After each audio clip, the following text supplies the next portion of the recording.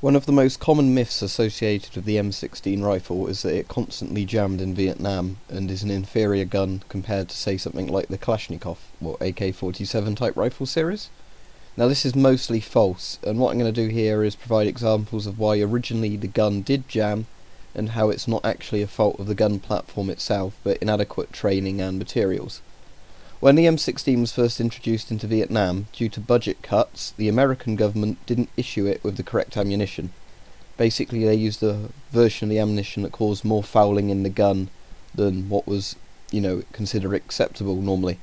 So it'd be a fine ammunition if you were shooting it on a range, then cleaning it, but not for actual use in combat.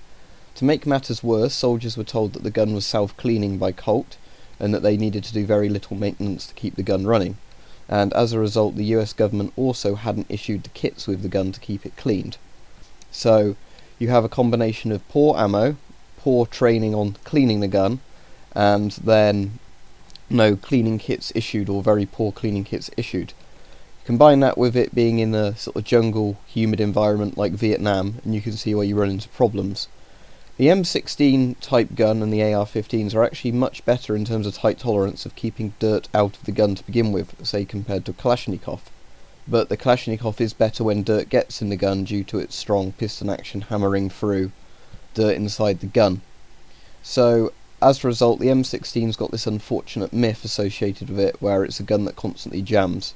Most jams of guns are actually due to ammunition failure and not the gun action itself not cycling properly. Unless, there's loads of dirt in the gun or something. So there's now always this myth associated with the M16, but in reality the rifle itself wasn't that bad. It was inadequate ammunition, training and cleaning kits provided with the gun, as well as it being in a very nasty environment for guns to be cleaned in.